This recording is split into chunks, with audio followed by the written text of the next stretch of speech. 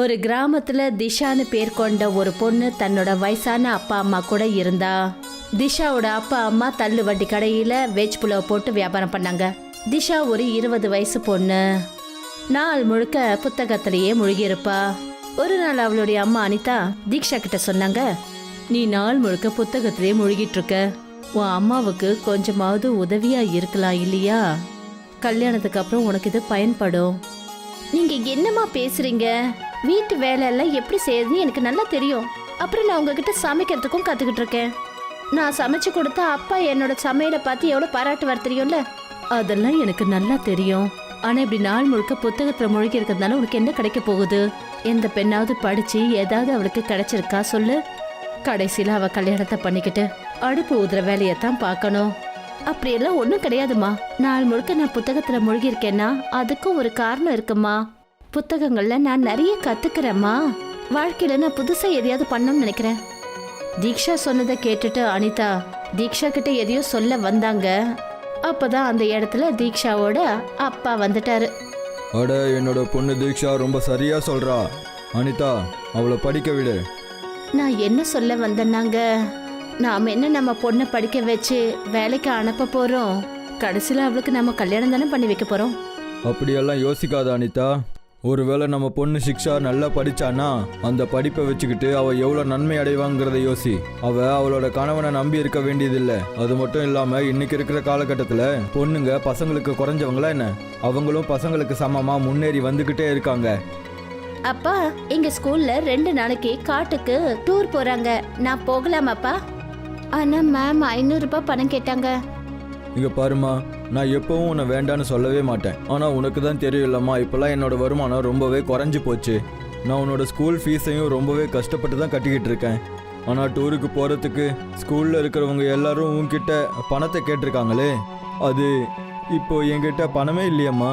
ரமன் சொன்னதை கேட்டதும் தீக்ஷாவோட முகமே வாடி போச்சு. தான் பொண்ணோட வாடி போன முகத்தை பார்த்துட்டு ரமன் ரொம்ப ஃபீல் பண்ணி சொன்னாரு, ஆனால் நீ கவலைப்படாத, நான் நாளைக்கே யாருக்கிட்டையாவது கடன் வாங்கி உனக்கு அந்த காசை கொடுத்துடுறேன். ரமன் சொன்னதை கேட்டதும் தீக்ஷா ரொம்ப சந்தோஷத்துல துள்ளி குதிச்சா. என்னங்க இது, இப்ப பொண்ணுக்காக கடனும் வாங்க ஆரம்பிச்சிட்டீங்களா? ஒரு பிரச்சனையும் இல்லை. நம்ம பொண்ணு மட்டும் படிச்சான்னா அவ பெருசாகி நல்ல வேலைக்கு போய் நம்மளை தானே பார்த்துக்க போறா. ஆனா நாளன்னைக்குள்ள நாம வீட்டு வாடகையும் கட்டி ஆகணுங்க. மறுநாள் ரமன் தன்னோட வண்டியை எடுத்துக்கிட்டு பஸ் ஸ்டாண்டு கிட்ட போய் நின்னாரு. ஆனா அவர் இதைத்தான் யோசிச்சுட்டு இருந்தாரு, அதாவது பணம் யார்கிட்ட கடன் கேட்கறதுன்னு. அப்பதான் ரொம்ப தூரத்துல அந்த ஊர் தலைவர் வர்றத அவர் பார்த்தாரு. அவரும் அவரை நோக்கி தான் வந்துட்டு இருந்தாரு. வணக்கம் தலைவரே. வணக்கம் வணக்கம் வணக்கம் ரமன், வணக்கம். அப்புறம் எப்படி இருக்கீங்க? உங்கள் வேலையெல்லாம் எப்படி போயிட்டுருக்கு? மார்க்கெட்டில் இப்போ ரொம்ப கூட்டம் கம்மியாகிடுச்சு தலைவர். முதல்லலாம் என்னோடய வேலையை சாயந்தரத்துக்குள்ளே முடிச்சிடுவேன். ஆனால் இப்போல்லாம் என்னென்னா, நான் செய்கிற புலாவே சாயந்தரம் வரைக்கும் விற்காமல் அப்படியே மீந்து போயிடுது. அட ரமன், இப்போலாம் சைனீஸ் ஃபுட்டு தானேப்பா விற்குது. இந்தியாவில் நிறைய இடத்துல சைனீஸ் ஃபுட்டு தான் இருக்குது. அதனால் உன்னோட இந்த பழைய புலாவை யார் ரொம்ப விரும்புவாங்க? கிராமத்து ஜனங்கள்லாம் இப்போ முன்ன மாதிரி இல்லைல்ல. ஏன்னா கிராமத்து ஜனங்களும் ரொம்பவே மாறிட்டாங்க. தலைவர், நான் உங்ககிட்ட ஒரு முக்கியமான விஷயம் பேசணும். சொல்லு என்ன பேசணும்? எனக்கு உங்ககிட்ட இருந்து கொஞ்சம் காசு கடனாக வேணும். உனக்கு எவ்வளோ வேணும் சொல்கிற? எனக்கு ஒரு 2000 ரூபாய் வேணும் தலைவர். அது என்னன்னா, நான் நாளைக்கு 1500 ரூபாய் கடை வாடகை கொடுக்கணும். அதோட 500 ரூபாய் நாளைக்கு என் பொண்ணு ஸ்கூலில் ஃபீஸ் கட்டணும். இன்னும் தீக்ஷா குழந்தையோட ஸ்கூல் ஃபீஸை இன்னும் கட்டவே இல்லையா? அது நான் கொஞ்சம் கொஞ்சமாக கட்டி முடிச்சிட்டேன் தலைவர். அது என்னன்னா, நாளைக்கு குழந்தையோட ஸ்கூலில் டூருக்கு கூட்டிகிட்டு போகிறாங்களாம். குழந்தையும் ரொம்பவே ஆசைப்படுறா. ஆனால் அந்த டூருக்கு போகிறதுக்கு ஸ்கூலில் இருக்கிறவங்க 500 ரூபா பணம் கேட்குறாங்க. நீ என்ன பண்ணிட்டு இருக்க ரமன்? உன்னோட வியாபாரமும் ஒழுங்காக போகிறதில்லன்னு சொல்கிற.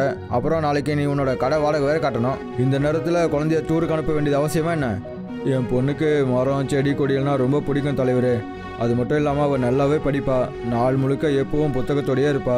ஒரு வேளை இன்னைக்கு சாயந்தரம் நான் அவளுக்கு அந்த காசை கொடுக்கலன்னா அவள் ரொம்பவே மனசுடைஞ்சு போயிடுவா தலைவரே.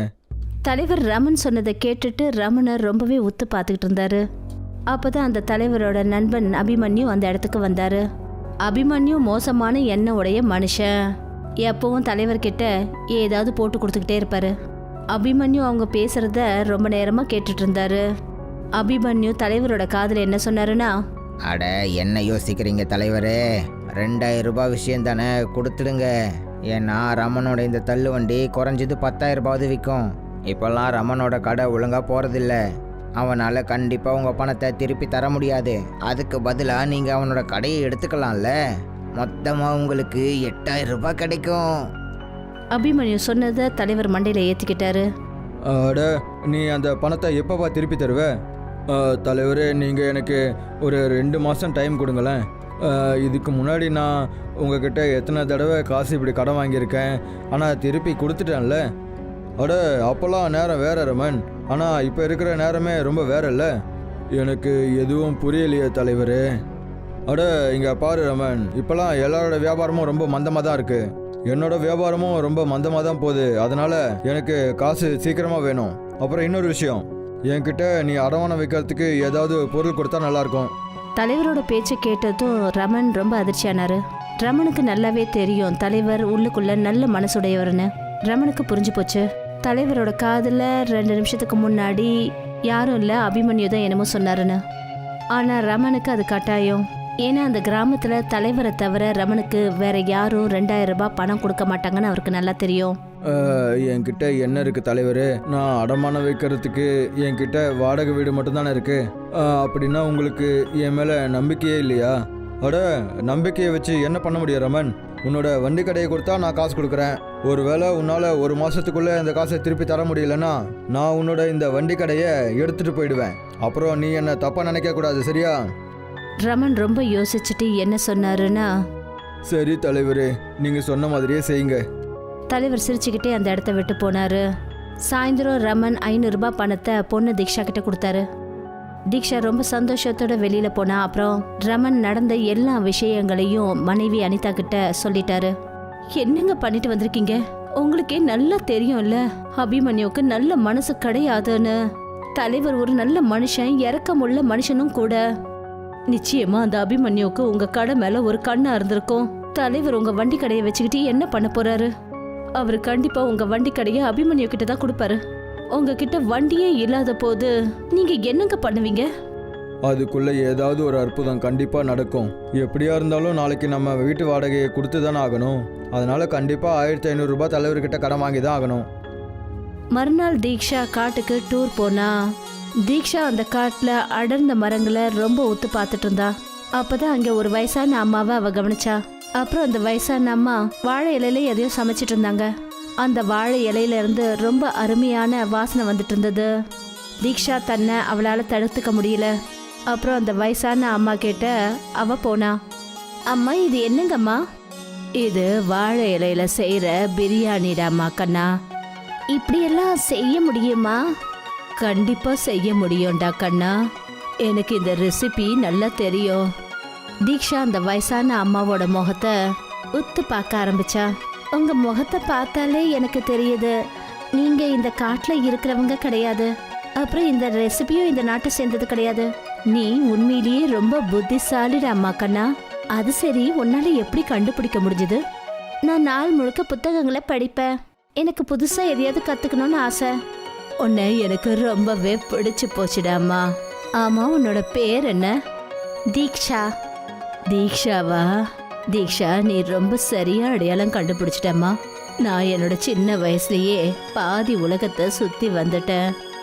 என்னோட குடும்பத்தை சார்ந்தவங்க எல்லாரும் என்னை விட்டுட்டு வெளிநாட்டுக்கு ஷிஃப்ட் ஆகி போயிட்டாங்க. அந்த நாளைக்கு அப்புறமா என்னோட மனசுல இந்த உலகத்தை பத்தி எந்த ஒரு நாட்டமும் கிடையாது. அப்புறம் நான் காட்டிலேயே தனியா இருக்க ஆரம்பிச்சிட்டேன்.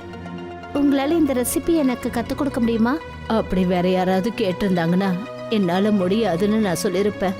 ஆனா நீ உண்மையிலேயே புத்திசாலி. உன் கண்ணில் இருக்கிற அந்த ஒளி சொல்லுதுமா, உனக்கு முன்னேறி போகணும்னு ரொம்ப ஆர்வம் இருக்குன்னு. உனக்கு நான் கண்டிப்பா இதை எப்படி செய்யறதுன்னு சொல்லி கொடுக்குறேன். வயசான அம்மா தீக்ஷா கிட்ட ரெசிபியை பத்தி எல்லாம் சொன்னாங்க. சாயந்தரம் தீக்ஷா தன்னோட வீட்டுக்கு போயிட்டா. நாட்கள் இப்படியே போய்கிட்டு இருந்தது. ரமனோட வேலை மொத்தமா நின்று போச்சு. அப்புறம் தலைவர் அபிமன்யோட பேச்சை கேட்டுட்டு வந்து ரமனோட வண்டி கடையை பறிச்சுட்டு போயிட்டாரு. ரமனோட வியாபாரம் மொத்தமா நின்று போச்சு. அவரோட தலையில வீட்டோட வாடகையும் அதிகமா ஆயிடுச்சு. எத்தனை வாட்டி நான் உங்களுக்கு சொல்லியிருப்பேன், ஆனா நீங்க அதை புரிஞ்சுக்கவே இல்லை. பொண்ணு இந்த அளவுக்கு படிக்க வேண்டிய அவசியம் என்னங்க வந்தது? இப்ப சொல்லுங்க, பொண்ணு இந்த அளவுக்கு படிக்க வச்சதுனால என்ன புண்ணியம்? பொண்ணோட ஸ்கூல்ல எந்த அளவுக்கு நம்ம பணத்தை செலவு பண்ணோமோ அந்த பணத்தை நம்ம சேர்த்து வச்சிருந்தா இன்னைக்கு அது நமக்கு பயன்பட்டு இருந்திருக்கும். அட இதுல தீக்ஷா மேல எந்த தப்பும் இல்லை அனிதா. அப்பதான் அங்க தீக்ஷா வந்து சொன்னா, அப்பா என்கிட்ட ஒரு பிளான் இருக்கு. என்னம்மா அது? சில மாசங்களுக்கு முன்னாடி நான் காட்டுக்கு டூர் போன போது அங்க ஒரு வயசான அம்மா கிட்ட பிரியாணி செய்யறதுக்கான புது ரெசிபியை கத்துக்கிட்டேன். எனக்கு என்ன தோணுதுன்னா, அதே பிரியாணிய நம்ம கிராமத்துல செஞ்சு வியாபாரம் பண்ணா நமக்கு நிச்சயம் லாபம் கிடைக்கும். நீ என்ன பேச்சு பேசுறமா? நீ இப்ப என்ன சொல்ல வர? உங்க அப்பா புலாவெல்லாம் செஞ்சாருன்னு சொல்ல வரியா? அனிதா, எனக்கு என்ன தோணுதுன்னா தீக்ஷா சொல்றது சரிதான். தலைவரும் இதையே தான் சொல்றாரு. இப்போலாம் நம்ம நாட்டில் புதுசாக தான் சாப்பிட்றாங்களாம். நம்மளும் இந்த மாதிரி புதுசாக எதுவும் செய்யலைன்னா அப்புறம் இப்படி தான் கஷ்டப்பட்டுக்கிட்டே இருக்க வேண்டியிருக்கும். ஆனா பிரச்சனை என்னன்னா, நம்ம பொண்ணு சொல்றதை கேட்டாலும் நீங்க அந்த பிரியாணியை எங்க போய் வியாபாரம் பண்ணுவீங்க? வண்டியை தான் அந்த அபிமன்யு பறிச்சுக்கிட்டு போயிட்டானே. நீங்க அதை பத்தி கவலைப்படாதீங்கம்மா. நான் நம்ம வீட்டு நிலைமைய எங்க டீச்சர் கிட்ட டிஸ்கஸ் பண்ணேன். கிராமத்துல அவங்களோட ஒரு கடை காலியா இருக்கு. அவங்க என்கிட்ட சொல்லியிருக்காங்க, உங்க அப்பா கிட்ட போதுமான அளவுக்கு பணம் வர வரைக்கும் அந்த கடையை நம்மள பயன்படுத்திக்க சொல்லி சொன்னாங்க. தீக்ஷா சொன்னதை கேட்டு ரமனுக்கு சந்தோஷமாயிடுச்சு. தீக்ஷா மறுநாள் ரமனை வயலுக்கு கூட்டிட்டு போனா. அப்புறம் தான் அப்பா கூட நிறைய வாழை இலைங்களை பறிச்சுக்கிட்டு வந்து கடையில வச்சா. ரமனும் அனிதாவும் ஏற்கனவே அந்த கடை மொத்தத்தையும் சுத்தம் பண்ணி வச்சிருந்தாங்க.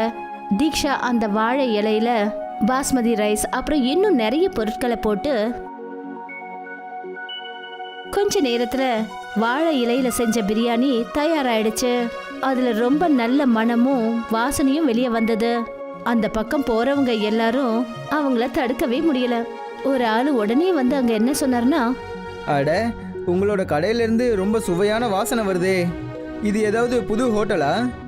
ரமன் ஏதோ சொல்றதுக்கு முன்னாடியே தீக்ஷா அந்த ஆள்கிட்ட என்ன சொன்னான்னா, நீங்க ரொம்ப சரியா கண்டுபிடிச்சிங்க. இது எங்களோட புது ஹோட்டல், வாழை இலையில செஞ்ச பிரியாணி ஹோட்டல். அந்த ஆளு உடனே அந்த ஹோட்டல்ல இருக்கிற டேபிள்ல உட்காந்துட்டு என்ன சொன்னார்னா, எனக்கும் ஒரு பிளேட் சாப்பிட கொடுங்க. தீக்ஷா சுட சுட அவருக்கு பிரியாணி கொண்டு வந்து பரிமாறினா. அந்த ஆள் கொஞ்ச நேரத்துல பிரியாணி 5-6 பிளேட் சாப்பிட்டுட்டாரு. ரொம்ப சூப்பரா இருக்கு. எவ்வளோ ஆச்சு? 2000 ரூபாய். அந்த ஆளு ரொம்ப சந்தோஷத்தோட தீக்ஷா கையில 2000 ரூபாய் கொடுத்தாரு. அந்த மனுஷன் சிட்டில இருக்கிறவரு, அப்புறம் ஒரு ஃபேமஸான யூடியூபரும் கூட. அட, இந்த மாதிரி சாப்பாடை நான் என் லைஃப்பில் முதல் தடவையாக சாப்பிட்றேன். இந்த மாதிரி ஒரு சாப்பாடு நம்ம நாட்டில் எங்கேயும் கிடைக்காதுன்னு தான் தோணுது. ஒருவேளை உங்களுக்கு ஆட்சேபனை இல்லைன்னா நான் உங்களை ஒரு ஃபோட்டோ எடுத்துக்கவா? அப்புறம் உங்களோட இந்த வாழை இலை பிரியாணியை பற்றி சோஷியல் மீடியாவில் அப்லோட் பண்ணவா? தாராளமா, இது எங்களோட ஹோட்டலுக்கு ரொம்ப யூஸ்ஃபுல்லா இருக்கும். அந்த மனுஷன் தீக்ஷாவை வாழை இலை பிரியாணியோட ஒரு ஃபோட்டோவை எடுத்து ஃபேஸ்புக்கில் அப்லோட் பண்ணிட்டாரு. அப்புறம் அங்கேருந்து போயிட்டாரு. ரமன் அந்த 2000 ரூபாவை பார்த்துட்டு ரொம்ப சந்தோஷப்பட்டாரு. இவ்வளோ பணத்தை அவரால் 10 நாளில் கூட சம்பாதிக்க முடியல. இங்கே பார்த்தியா அனிதா, நம்ம பொண்ணு படித்ததால் எவ்வளோ நல்ல வேலை செய்கிறா பாரு. இவ இதுக்கு மேலேயும் நல்லா படித்தான்னா இவன் நம்மளை நல்லாவே பார்த்துக்குவான்னு தோணுது. நீங்க ரொம்ப சரியா சொன்னீங்கங்க. நான் இப்ப அப்படி நினைச்சதை நினைச்சு ரொம்ப வருத்தப்படுறேன். மெல்ல மெல்ல கொஞ்ச நாள்லயே தீக்ஷாவோட அந்த போட்டோ இந்தியா முழுக்க வைரல் ஆயிடுச்சு. ரொம்ப தூரத்துல இருந்தெல்லாம் ஜனங்க தீக்ஷாவோட ஹோட்டலுக்கு வாழை இலை பிரியாணி சாப்பிட வந்தாங்க. சில மாசங்களுக்கு அப்புறம் ரமன் அந்த ஹோட்டல்ல டீச்சர் கிட்ட இருந்து விலை கொடுத்து வாங்கினாரு. இப்ப ரமன் ரொம்ப அழகான ஒரு சொந்த வீடையும் கட்டினாரு. இப்ப அந்த கிராமம் தீக்ஷாவோட கிராமம்னு உலகம் முழுக்க பிரபலம் ஆயிடுச்சு. ஆனா இந்த விஷயம் அபிமன்யுக்கு கொஞ்சம் கூட பிடிக்கல. அவரு தலைவர்கிட்ட சொன்னாரு, அட தலைவரே, இது உங்களுக்கு ரொம்ப பெரிய இன்சல்ட்டு. உங்களோட கிராமம் உங்களோட பேரால ஃபேமஸ் ஆகாம அந்த தீக்ஷாவோட பேரால ஃபேமஸ் ஆயிருக்கு. தலைவர் அபிமன்யு கிட்ட ஏதோ சொல்ல வர, அப்பதான் தலைவரோட பொண்டாட்டி ரொம்ப கோவத்தோட வெளியே வந்து சொன்னாங்க, இனிமே நீ இந்த வீட்டுக்கு வர வேலைல வச்சுக்காத. அட, நீ என்ன பேசிட்டு இருக்க? அபிமன்யு என்னோட நண்பனாச்சே. இந்த ஆளு உங்க நண்பன் கிடையாது, உங்களோட எதிரி. நீங்க அந்த பொண்ணு தீக்ஷாவுக்கு பரிசு கொடுக்கணும். தீக்ஷானால நம்ம கிராமத்தோட பேரு எந்த அளவுக்கு பிரபலம் ஆயிடுச்சு பாத்தீங்களே. நம்ம பிள்ளைங்க முன்னேறி போறதுக்கு ஒரு ஆர்வம் வந்திருக்கு. இந்த அபிமன்யு எப்ப பார்த்தாலும் இந்த ஊர் ஜனங்களை பத்தி ஏதாவது உங்ககிட்ட போட்டு கொடுத்துக்கிட்டே இருக்காரு. இந்த ஆளால உங்களுடைய பேரு எவ்வளவு கெட்டு போயிருக்கு, அதாவது உங்களுக்கு தெரியுமா? தலைவருக்கு தான் மனைவி சொன்னது புரிஞ்சு போச்சு. அவர் அபிமன்யுவை கழுத்தை பிடிச்சி தள்ளி வெளியே அனுப்பிட்டாரு. சாயந்தரம் ரமனோட ஹோட்டலுக்கு தலைவரும் அவரோட மனைவியும் பிரியாணி சாப்பிட போயிட்டாங்க. அட என்னை மன்னிச்சிடு ரமன், நான் உன்கிட்ட ரொம்பவே மோசமாக நடந்துக்கிட்டேன். அபிமன்யோட பேச்சை கேட்டுக்கிட்டு நான் உன்கிட்ட இருந்து உன் கடையை பிடுங்கிக்கிட்டேன். அதெல்லாம் ஒன்றும் இல்லை தலைவர், இது எல்லாமே ஈஸ்வரனோட லீலை. ஒருவேளை நீங்கள் அன்றைக்கி அப்படி பண்ணலன்னா நான் இன்னைக்கு இவ்வளோ பெரிய ஆளாக இருக்கவே மாட்டேனே. நான் எவ்வளோ பெரிய ஆளானாலும் சரி தலைவரே, எப்போவும் உங்களுக்கு மரியாதை தான் கொடுப்பேன். ஏன்னா நீங்கள் தானே இந்த கிராமத்தோட தலைவர். தீக்ஷாவோட வாழை இலை பிரியாணிய சாப்பிட்றதுக்காக இன்னைக்கும் சிட்டில இருந்து வந்துட்டு இருக்காங்க. வைரப்பூர் கிராமம் படிப்புங்கிற வார்த்தைக்கே இடம் இல்லாத ஒரு ஊரு. குழந்தைங்க அங்க வயல்ல மாடுகளை மேய்ப்பாங்க, இல்ல தெருக்கள்ல விளையாடிட்டு இருப்பாங்க. கிராமத்து ஆம்பளைங்க சீட்டு விளையாடுவாங்க, இல்ல பேச்சுல நேரத்தை போக்குவாங்க. அதே பெண்கள் வீட்டு வேலைகளை செஞ்சுக்கிட்டு இருப்பாங்க. படிப்பு படிக்கிறது இதெல்லாம் நேரத்தை வீணாக்குறதுன்னு நினைச்சுக்கிறாங்க. அடு அண்ணே, இந்த படிப்பு விஷயம்லாம் பணக்காரங்களுக்கு சம்மந்தப்பட்டது. நம்மளோட குழந்தைங்க வயலில் தான் வேலை செஞ்சாகணும், அப்போ தான் வயிறு நிறையும். படித்து இந்த பசங்க என்ன பண்ண போகிறாங்க? வயலில் போய் ஏறு பிடிச்சாதான் சோறு கிடைக்கும். ஆனா அந்த கிராமத்துல அப்படி ஒரு பெண் இருந்தாங்க. அவங்க தன்னுடைய பொண்ணு நேஹா கூட சேர்ந்து இந்த இருட்டுல படிப்புங்கிற வெளிச்சத்தை கொண்டு வரணும்னு கனவு கண்டாங்க. அம்மா, கிராமத்துல பசங்க ஏன் ஸ்கூலுக்கு போக மாட்டேங்கிறாங்க? ஆனா எனக்கு படிக்கிறதுல ரொம்ப ஆர்வம் இருக்கு. அம்மாடி, படிப்பை இவங்க வேஸ்ட்னு நினைக்கிறாங்க. ஆனா அறிவால மட்டும் தானே இருட்ட போக்க முடியும். ஒரு நாள் கண்டிப்பா இந்த கிராமத்துக்கு நம்ம ஸ்கூலை கொண்டு வருவோம். அம்மா, நானும் உங்களுக்கு உதவி செய்யறேம்மா. வித்யா தன்னுடைய வீட்டு வாசல்லையே ஒரு சின்ன பள்ளிக்கூடத்தை ஆரம்பிச்சாங்க. மெல்ல மெல்ல ராமு, குட்டு, பிங்கி அப்புறம் ராதா மாதிரி சில பசங்க படிக்க வந்தாங்க. ராமு, சொல்லு பாக்கண்ணா, க்கு அப்புறமா என்ன எழுத்து வரும்? தங்யா. சபாஷ். மெல்ல மெல்ல எல்லாத்தையும் கத்துப்பீங்க. நேஹா அக்கா, படிப்பு அவ்வளவு நல்லா இருக்குமா? ஆமா பிங்கி, படிச்சா தானே கனவை நிறைவேற்ற முடியும். ஜமீன்தார் தன்னுடைய சோஃபால உட்கார்ந்திருந்தாரு. தலைவர் அவருக்கு பக்கத்துல உட்கார்ந்திருந்தாரு. ரகுநாத் ஐயா, வித்யா கிராமத்தில் இருக்கிற குழந்தைங்கள படிக்க வைக்க நினைக்கிறா. என்ன, படிப்புக்கும் இவங்களுக்கும் என்ன சம்மந்தம் இருக்கு? ஒருவேளை இவங்களாம் படிச்சிட்டா அப்புறம் எனக்கு எதிராக குரல் கொடுக்க ஆரம்பிச்சிருவாங்க. ஏதாவது ஒன்று பண்ணி தான் ஆகணும், இல்லைன்னா இந்த விஷயம் மொத்த கிராமத்திலையும் பரவிடும். அப்பதான் அங்க வித்யா தன்னுடைய பொண்ணு நேஹா கூட வந்துட்டு இருந்தாங்க. ரகுநாத் ஐயா, கிராமத்துல உங்களுடைய இடத்துல கொஞ்சம் இடத்த கொடுத்தீங்கன்னா குழந்தைங்களுக்கு ஸ்கூல் கட்டலாம். ஸ்கூலா? அதுவும் நம்ம கிராமத்துலயா? நீ கிராமத்து மக்களை அழிக்கணும்னு நினைக்கிறியா? பசங்க எல்லாரும் படிக்கணும், அதுதான் அவங்களுடைய உரிமை. நீ முதல்ல வாய மூடு. படிச்சா இவங்க எல்லாரும் ரொம்ப சோம்பேறி ஆயிடுவாங்க. கிராமத்தோட விதி இதனால மாறாது.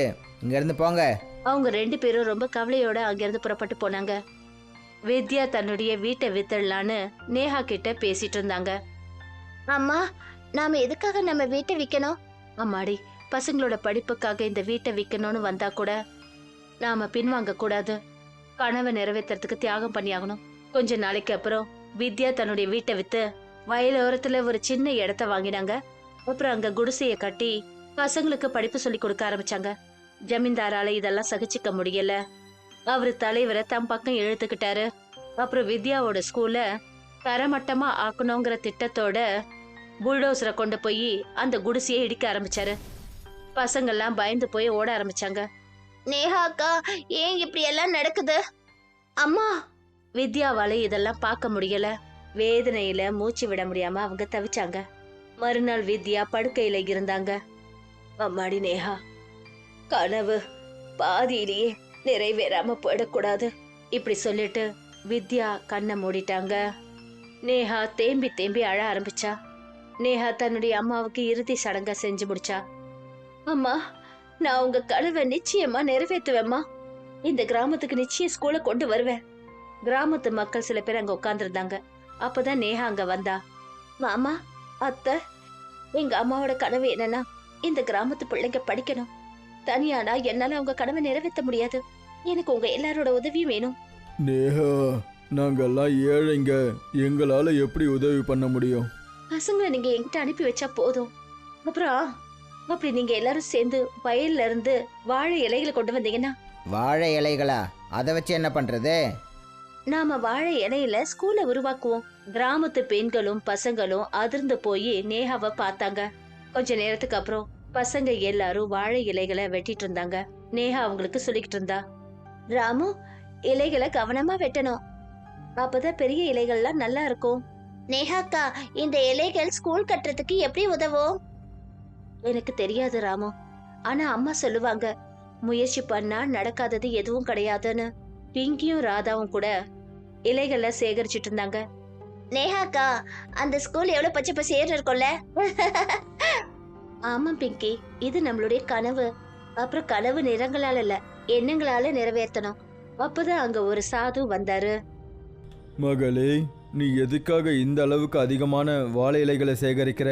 பாபா, எங்க அம்மா இந்த கிராமத்துக்கு ஸ்கூல்ல கொண்டு வரணும்னு கனவு கண்டாங்க. ஆனா ஜமீன்தார் அவங்களுடைய கனவை சிதைச்சிட்டாரு. இப்ப நான் அந்த வாழை இலையில ஸ்கூலை கட்ட போறேன். வாழை இலைகளை வச்சு ஸ்கூலா? இது எப்படி சாத்தியமாகும்? பாபா, எனக்கு அதெல்லாம் தெரியாது. ஆனா அம்மா சொல்லிருக்காங்க, மனசார ஒண்ணு நினைச்சா அதை நிச்சயம் சாதிக்க முடியும்னு சொன்னாங்க. மகளே, உன்னோட வாழை இலை ஸ்கூல் நிச்சயம் உருவாகும். உன்னோட உழைப்பு வீணாகிறத அந்த கடவுள் நிச்சயம் அனுமதிக்க மாட்டாரு.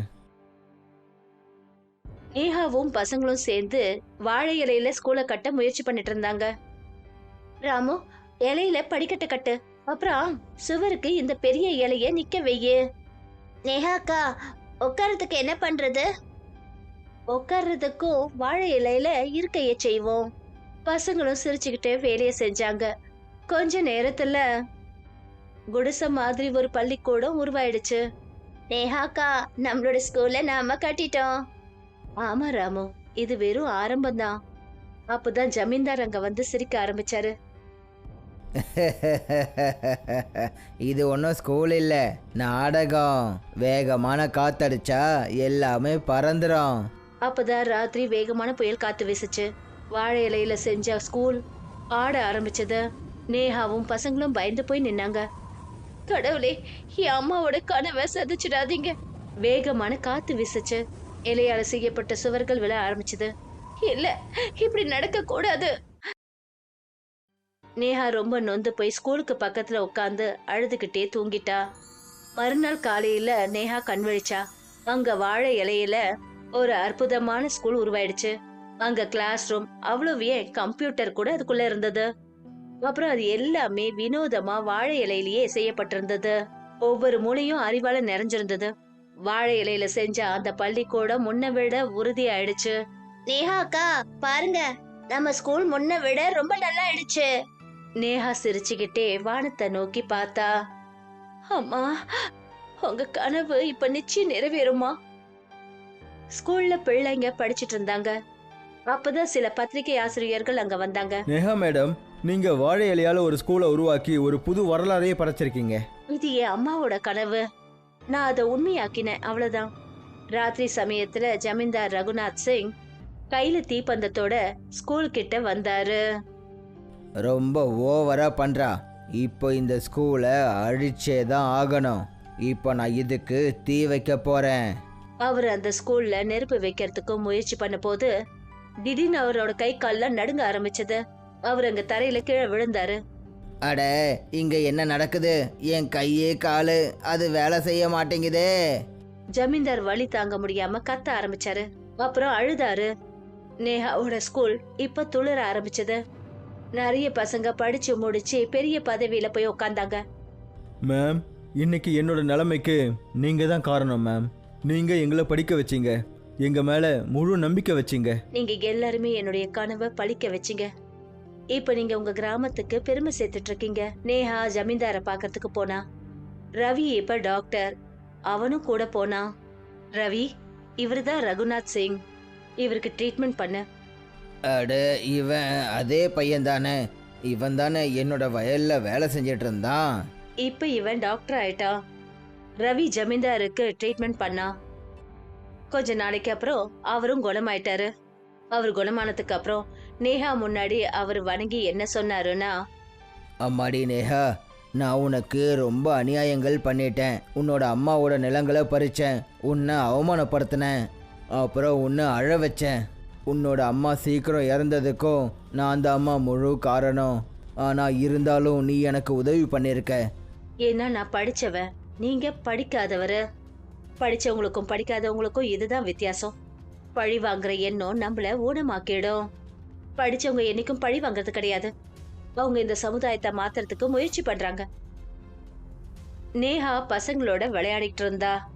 அப்ப திடீர்னு நேஹாவை முன்னாடி ஆசீர்வாதம் பண்ண அதே சாது அங்க வந்தாரு. பாபா நீங்களா? நீங்க அந்த சாது பாபா தானே? நீங்க தானே என்ன முதல்ல ஆசீர்வாதம் பண்ணது?